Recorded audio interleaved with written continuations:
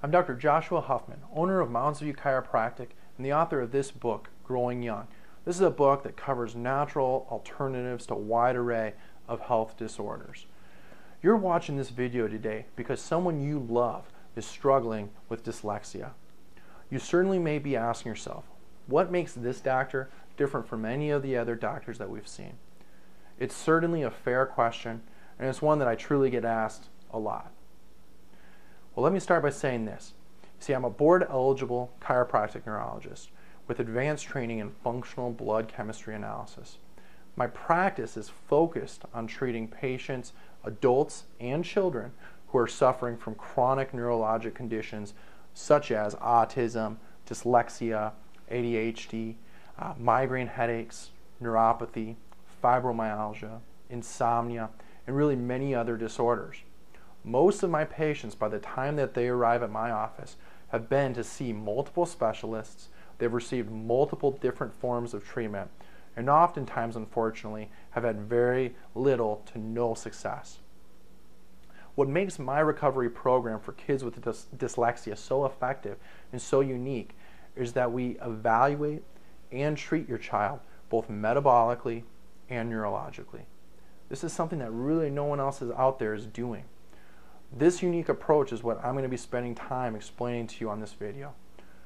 Now, I actually consult with hundreds of doctors across the country on the very treatments that we use in our office for the treatment of these neurologic and metabolic disorders such as dyslexia. Now, before we get too far along, I just want to personally assure you that in my office, when we evaluate your child, no stone will be left unturned in determining the exact cause of your child's dyslexia. So please listen close to this video, take the time to listen to this again, because I'm going to be sharing what I know and what I've seen in my office to be truly life-changing information.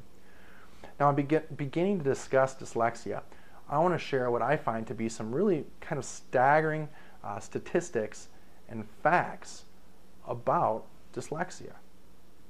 So, number one, the first thing up, dyslexia is the most common cause of reading, writing, and spelling difficulties, hands down. Of people with poor reading skills, 70 to 80% are likely to be dyslexic. Okay, 1 in 5 students, or you can look at it this way too, 15 to 20% of the population has a language-based learning disability. Now, dyslexia is probably the most common of all language-based learning disabilities. Nearly the same percentage of males and females have dyslexia. This is just kind of an interesting thing because in most of these types of disorders, there's this imbalance where boys are prevalent. But males and females have an equal ratio here. Nearly the same percentage of people from different ethnic and socioeconomic backgrounds have dyslexia. So it's across races. The percentages of children at risk for reading failure are much higher in high poverty, language minority populations who attend ineffective schools. Now, the National Assessment of Educational the National Assessment of Educational Progress, also known as the NAEP, found that approximately 38% of 4th grade students have below basic reading skills. These students are below the 40th percentile and are at greater than 50% chance of failing the high stakes year-end school achievement tests.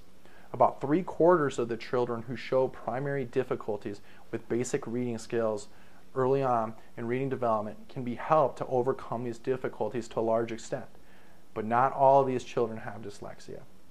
Less than 1/3 of the children with reading disabilities are receiving school services for their reading disability.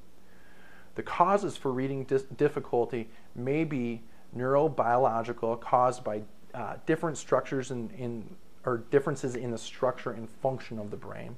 They can be experiential, which are the student could not learn because of his behavior or an inability to pay attention. And they can also be instructional, where it's actually the teacher didn't provide adequate instruction for the child.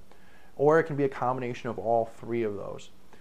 At present, there's no genetic or neurological test to diagnose or predict whose problems are primarily neurobiological or which problems are experiential or instructional. Dyslexia is a neurobiological condition. Okay? About 5% of the population will have enduring severe reading disabilities that are very difficult to treat given our current knowledge. Now, I'm going to guarantee you that the information I've just shared with you and that I'm going to continue to share with you, no one has told you about. Okay?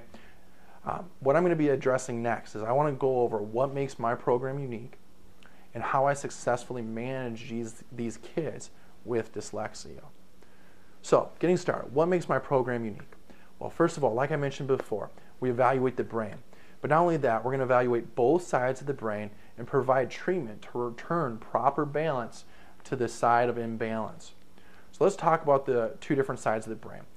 In order to fully understand how your child developed this dyslexic condition, we have to look in terms of hemispheres, or as the right side of the brain and the left side of the brain. When we understand what each side normally does for a child when they are in balance, or integrated as we call it, we can understand what goes wrong when there's an imbalance, or what we call a functional disconnection. So getting started, what does the right hemisphere of the brain do? The right hemisphere, the best way to think about it is it's the brake pedal. It's responsible for your withdrawal responses. It's responsible in stopping movements and stopping thought processes. It controls your gross motor function. So it controls your posture, your big movements. It likes low frequency stimulation, and it's also the where part of the brain.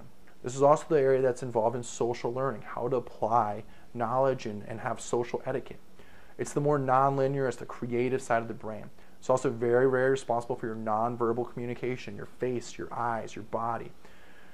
It's also involved in reading and math comprehension. It's considered the sad brain. Now, the left hemisphere, on the other hand, is the gas pedal of the brain. It's what's responsible for initiating movement, initiating thought processes. It controls fine motor, small movements like finger movements. It likes high frequency stimulation such as TVs, computers. It's considered the what part of the brain. It's used for rote memorization. It's linear thinking. It's involved in verbal fluency. It likes routine. It likes sameness. And this is typically considered the happy brain. Now, if the brain is out of balance, for instance, a right brain deficiency, your children are going to love TV. They're going to love videos. They're going to like routine. They may have great memory. They're probably going to have above average intelligence.